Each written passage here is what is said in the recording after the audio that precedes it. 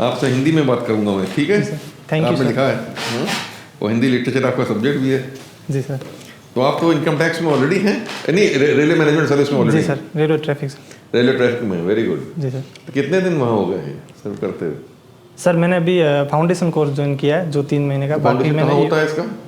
Sir वैसे लबासना में होता है, लेकिन इस बार यहाँ पे एक parallel SFC special foundation course कराया, जिसका कारण था कि हम लोग मेंस दे रहे थे।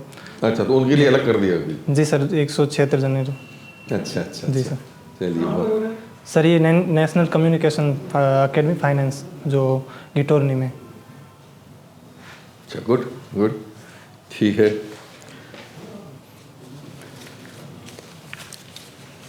तो आपको रेलवे नहीं पसंद आया कि हम आगे आना चाहते हैं किसी और सर्विसेज में?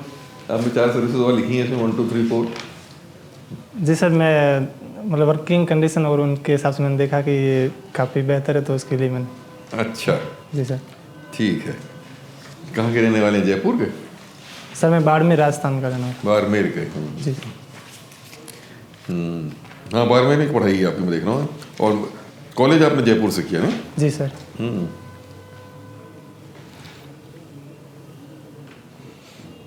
तो ये राजस्थान में ये हेरिटेज टूरिज्म के बारे में कुछ बताएंगे, कैसे ये डेवलप हुआ या उसका क्या और पोटेंशियल है डेवलप होने का? सर हेरिटेज जो हिस्टोरिकल जितने भी मोनूमेंट्स है, जैसे किले, दुर्ग वगैरह, हवेलियाँ, इनका है, उससे रिलेटेड है। और इसका डेवलपमेंट जहाँ तक मैं अभी समझ पा रहा हूँ, 1975 में जब पृथ्वी पर्स वगैरह ख़त्म हुए, तो जो राजा महाराजा है उन्होंने अपने जो भी इंफ्रास्ट्रक्चर है उसको मोनेटाइज करने की जो पॉलिसी लेके आए, जिसके तहत जो उनके जो किले हैं, जैसे उम्मीद पैलेस है जोधपुर का, उसको आधा हेरिटेज जैसे होटल वगैरह में कन्वर्ट किया। तो ऐसे ही थीम पे उदयपुर में भी कई, तो मेनली वहाँ से मैं देखता हूँ, ताकि वो अपना एक इकोनॉमिक सस्टेनेबिलिटी इंश्योर कर पाए। तो टूरिज्म एक अच्छा सोर्स है सरकार के लिए, राजस्थान के रेवेन्यू के लिए अदरवाइज। हाँ जी सर।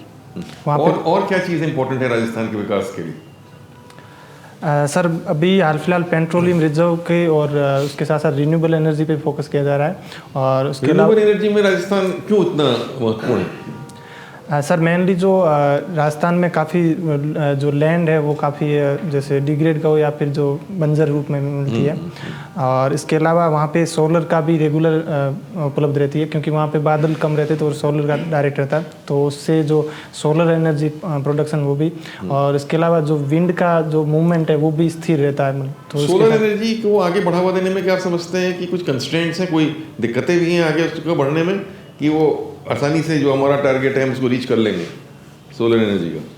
सर वैसे गवर्नमेंट ने इस बार 50 गीगावाट इंक्रीज़ किया, जो हमारा टारगेट था कि 50% तक रिन्यूएबल एनर्जी का, उसको हमने प्राप्त किया है। बट जो हमारे टारगेट है कि 500 गीगावाट बनाना, उसमें भी टाइम लगेगा।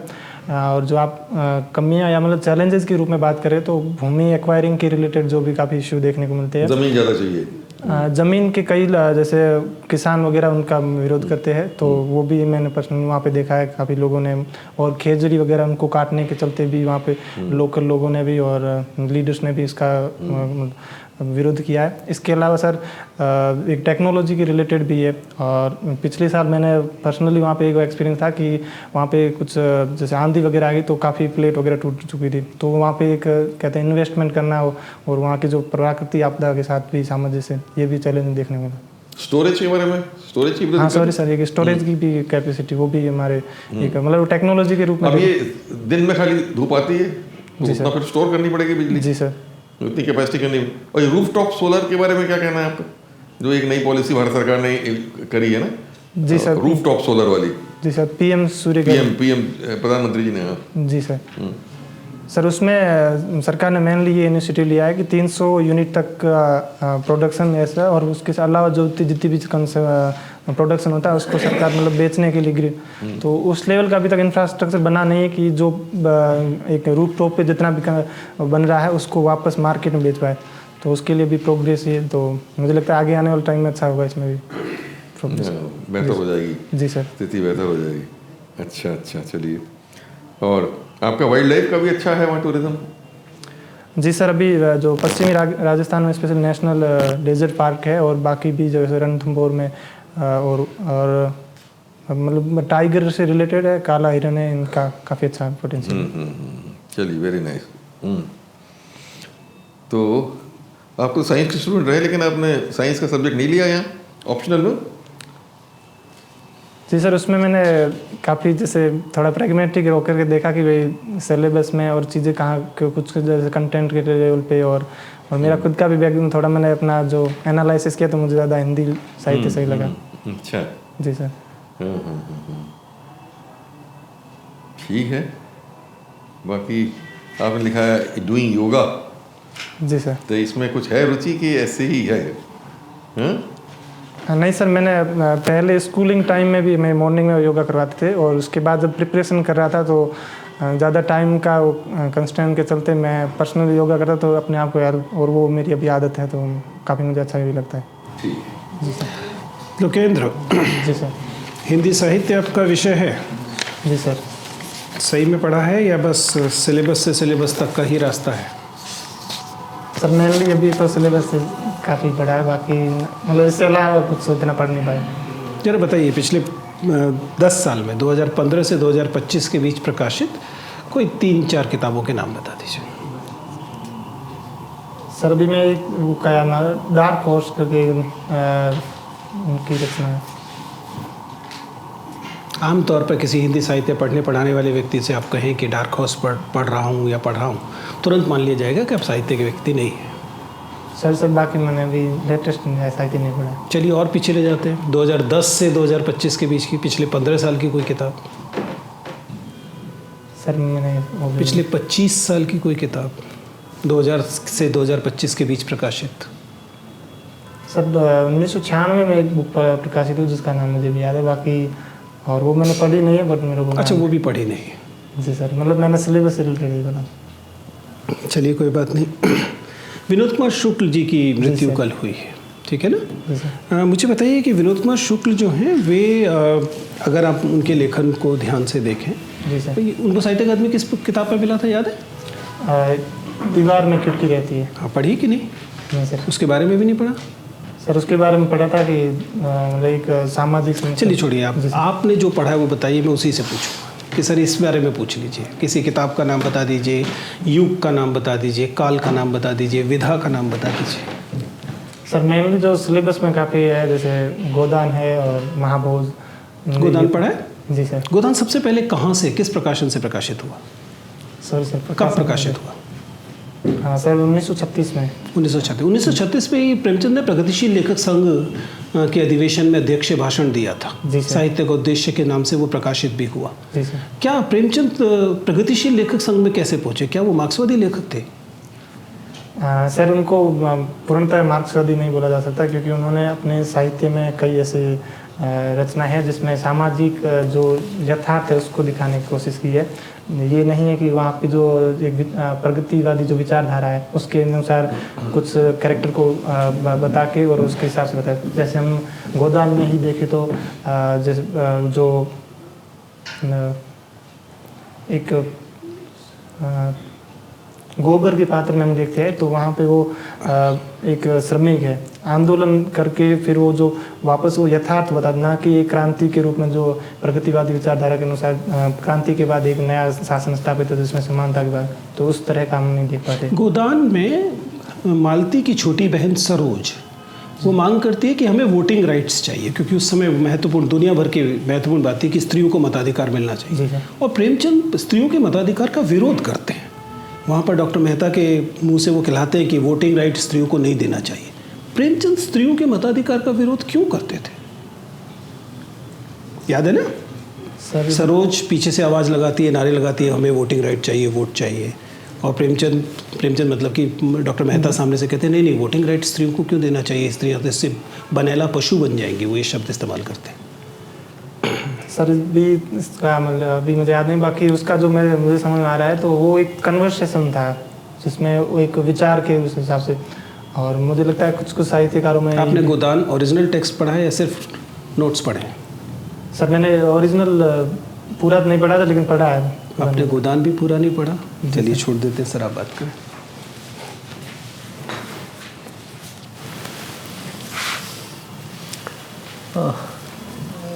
रेलवे में एक 2 स्ट्रीम चल रहा था कि इंजीनियरिंग सब्जेक्ट्स को मर्ज कर दिया जाए उसके मैनेजमेंट सर्विस के साथ और उनका रिक्रूटमेंट नहीं हो।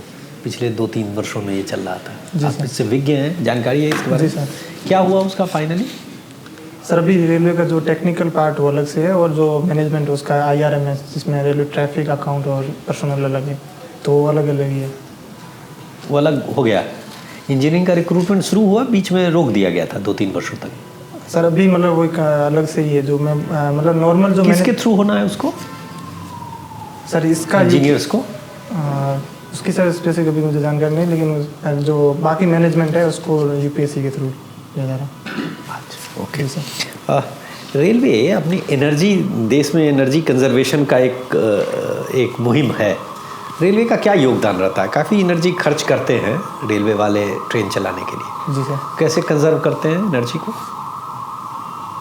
सर जैसे काम के रूप में या सॉरी सर क्वेश्चन समझ नहीं पाया सर। एनर्जी रेलवे यूज़ करती है जी सर। और खपत कम किया जाए, जी सर। इसके लिए रेलवे की क्या योजना है? कोई जानकारी है इस विषय पर? सर इसके लिए अभी जैसे रिन्यूएबल एनर्जी की ओर ट्रांसफर हो रही है, ऐसा वो टारगेट भी है। क्या टारगेट है? हाँ सर, जैसे अभी ये 2030 तक इलेक्ट्रीफाई करने का है और मेनली तो अभी यही टारगेट है जो रिन्यूएबल एनर्जी और इलेक्ट्रिफिकेशन दोनों दो चीज़ है। जी सर। रिन्यूएबल एनर्जी से तो इलेक्ट्रिफिकेशन नहीं होना है ना, लेकिन जो मेन उसी का ही टारगेट, उसी के साथ अगर हम जोड़े तो सरकार का ये भी टारगेट है कि रिन्यूएबल एनर्जी या ग्रीन एनर्जी कितना वॉट बढ़ाने का है रिन्यूएबल एनर्जी में रेलवे का? कोई जानकारी है? सर स्पेसिफिक मैंने अभी तक कोई डाटा नहीं पड़ा जिसमें ऐसा बताया। अच्छा, कोई बात नहीं। AC इस्तेमाल करता है अपने ट्रैक्शन में या DC रेलवे? हाँ सॉरी सर, इलेक्ट्रिसिटी में जाएगा। अच्छा, कोई बात नहीं। आप ट्रैफिक में अकाउंट्स में पर्सनल में? सर मैं ट्रैफिक में। Traffic, okay. तो आपसे आपको नहीं लगता कि राजधानी या वंदे भारत जो ट्रेन हम चलाते हैं, हाई स्पीड ट्रेन्स, जी सर, एक ट्रेन चलाने में न जाने कितने ट्रेन पिट जाती हैं? तो हम हाई स्पीड के चक्कर में जो सामान्य यात्री हैं उनके कॉस्ट पर हाई ट्रेन चलाते हैं, ये उचित है? हाँ सर, जो उसमें जैसे जो वर्ल्ड क्लास जो अभी बोल रहे हैं वंदे भारत हो या जो भी प्रीमियम ट्रेन है सर, अभी उसके अलग ट्रैक वगैरह बनाने की कोशिश किया जिसमें सरकार अभी काफ़ी वृद्धि भी हुई है और आने वाला टाइम और तो मुझे लग रहा है अभी ये जो चल रहा है उसके आने वाले समय में सुधार होगा। आप लगता है रेलवे की ट्रेनिंग अभी शुरू नहीं हुई आपकी? नहीं सर, मेरी नहीं हुई। मैं उससे UL ले लिया आपने? कहाँ रिपोर्ट करके UL लिया आपने? सर लखनऊ में रेलवे। कौन है DG अभी वहाँ? सर प्रकाश रंजन सर। पूरा नाम प्रकाश रंजन है? मतलब आगे मुझे मतलब प्रकाश। कोई बात नहीं। NSS में आप NSS से जुड़े रहे? जी सर। इसका मोटो क्या है NSS का? Not me but you. और ये स्काउट एंड गाइड से कैसे अलग होता है? सर स्काउट एंड गाइड जो एक वर्ल्ड वाइड है स्कीम और उसमें एक नेतृत्व कौशल सिखाने की वजह, लेकिन इसमें सामाजिक सेवा की बात की जाती है जो फ्री ऑफ कॉस्ट, और जो ये हमारे राष्ट्रपिता महात्मा गांधी जी और विवेकानंद जी के जो एम था कि युवा कैसे देश के विकास में भागीदारी निभाए, उसके थीम पे है। और स्काउट एंड गाइड सामाजिक सरोकार नहीं है स्काउट एंड गाइड का? सर ये एक मतलब हमारे जो गांधी जी की जो विचारधारा उस पर आधारित NSS है, और वो स्काउट एंड गाइड वो नेतृत्व कौशल है या फिर जो डिजास्टर मैनेजमेंट में कैसे उन्हें एक प्रोफेशनल ज़्यादा, तो मुझे लग रहा है ज़्यादा बड़ा जो भारत तो एक बहुत बड़ा देश है, विविधताओं से भरा देश है, विविधताओं से भरा देश है। जी सर।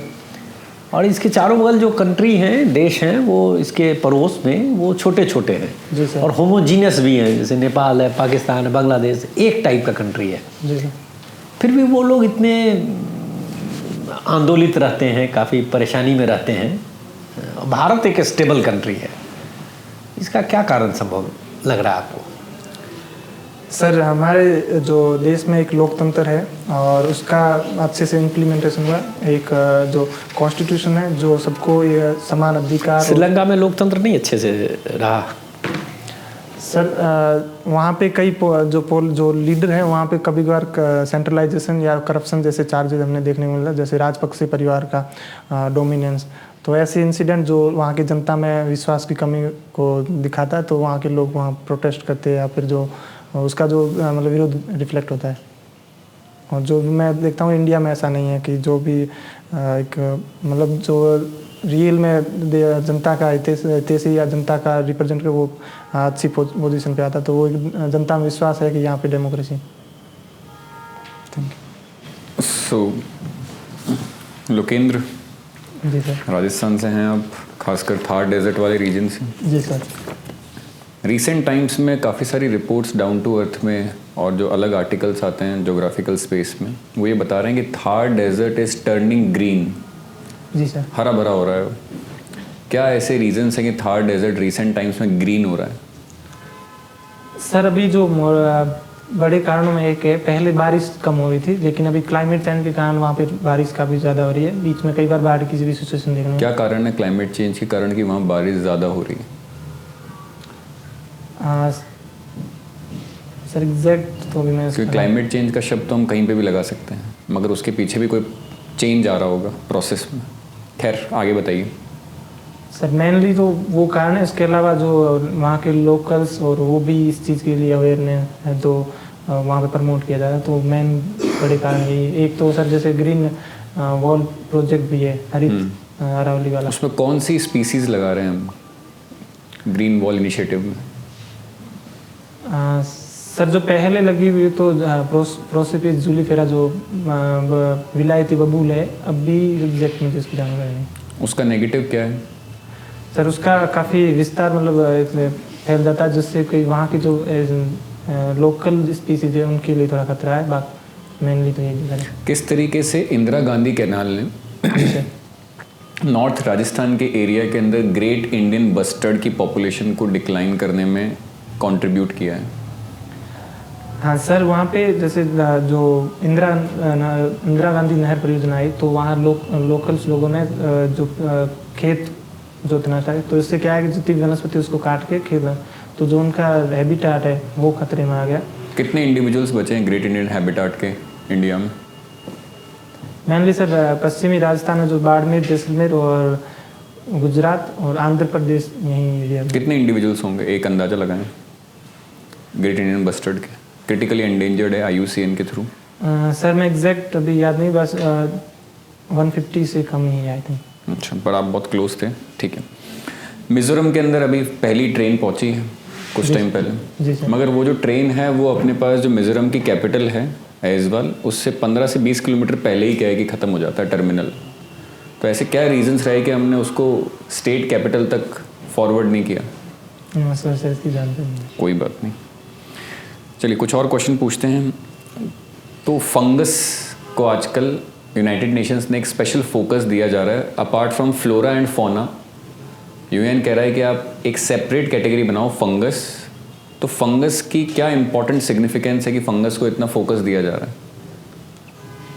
सर फंगस अगर अलग बताने के कारण ये है सर, उसमें जो एक प्लांट की जो कैरेक्टर होता है कि वो खुद से अपना पोषण बना सकता है, वो उसमें कैपेसिटी नहीं है। ठीक है। और बाकी जो फंगस है वो काफ़ी जैसे बीमारियां भी क्रिएट करता है। कुछ स्पेसिफिक स्पीसीज फंगस की आपको पता हो, आपने पढ़ी हूँ आपके ग्रेजुएशन के टाइम पे?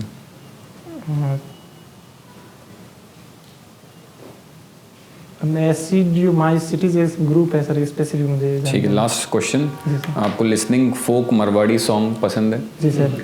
एक AI जनरेटेड मारवाड़ी सॉन्ग और एक किसी पर्टिकुलर सिंगर का गाया हुआ मारवाड़ी सॉन्ग को कैसे डिफरेंशिएट करेंगे? वो सेम आवाज़ है उसकी।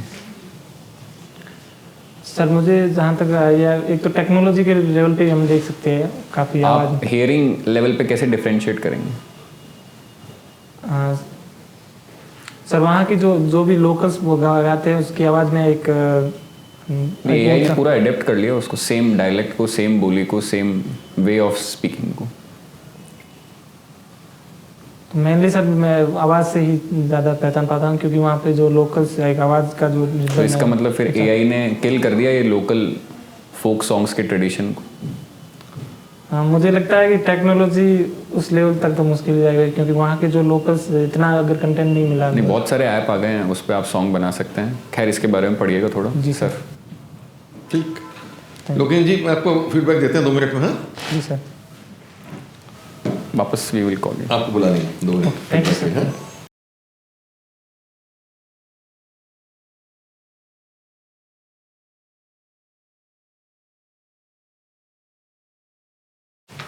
तो थोड़ा और तैयारी कर लीजिए अच्छे से, खास तौर से अपने विषय के बारे में जो आपका हिंदी साहित्य है जी सर। उस पर लोग पूछेंगे ज़रूर आपसे। तो जितना भी आप इधर आप नई तरीके से तो नहीं पढ़ सकते, पर जितना भी कर सकते जी हैं सर। अपने आप को उसमें कर लीजिए क्विंट, कि आप ये बता सकें कि भाई कौन सा राइटर है, उसके बारे में क्या उनकी किताब, ये वो जो भी बातें हों जी सर। साहित्य रिलेटेड, ये क्वेश्चंस में कमज़ोरी नहीं आनी चाहिए। जी सर। थोड़ा इधर उसको आप उतने अच्छे से नहीं जवाब दे पाए, और बाकी भी थोड़ा और अब इतना ही टाइम बचा है तो जो आपने तैयारी कर रखी है उसको बहुत कॉन्फिडेंस के साथ अपने सामने रखिए। करंट अफेयर्स वगैरह को रिवाइज कर लीजिए जी सर। अच्छे से अच्छा, क्योंकि करंट अफेयर्स के इशू पूछे जाएंगे, राजस्थान से रिलेटेड आपसे सवाल पूछे जाएंगे। जी सर। तो हाँ, उस चीज़ को और अच्छे से तैयार करके और लॉजिकल तरीके से उसको प्रेजेंट करिए। थोड़ा अभी और आप परफॉर्मेंस को अपने उठा सकते हो, उसको इम्प्रूव कर सकते हो। 185। 185 बहुत अच्छा स्कोर है उसका। क्या उसमें रहा मेंस में? उसमें कम थे, मतलब 701 701। अच्छा, वो नीचे हो गया स्कोर। इस बार कैसा हुआ mains?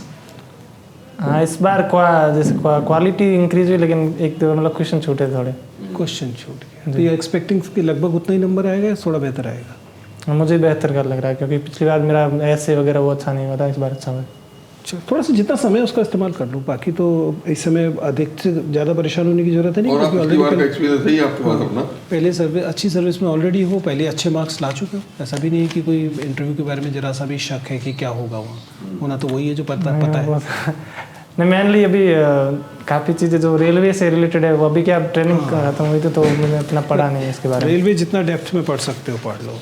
Railway, optional, home state, इन तीन चीज़ों को देखो। होम स्टेट तो आई थिंक मैंने नो ठीक है, होम स्टेट का जवाब ठीक है।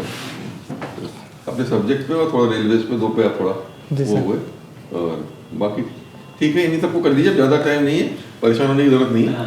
घर परेशान बिल्कुल ना होइए। नहीं सर, सर्विस में बैठे हो परेशान क्या हो? नहीं सर, वो तो कोई इशू नहीं। बाकी सर मतलब एक्सप्रेशन में उसमें कोई और ठीक है, जनरली ठीक है। ठीक है। और आपको खुद भी ये है कि पिछले बार भी अच्छे नंबर आए, सब आए, तो आई होप। हाँ, मतलब पिछली बार मेरा काफ़ी इंटरव्यू अच्छा गया था, मतलब मॉक से भी कई गुना अच्छा था, तो चलिए, ऑल द बेस्ट। ठीक है, थैंक यू सर। शुभकामनाएं। Thank you sir.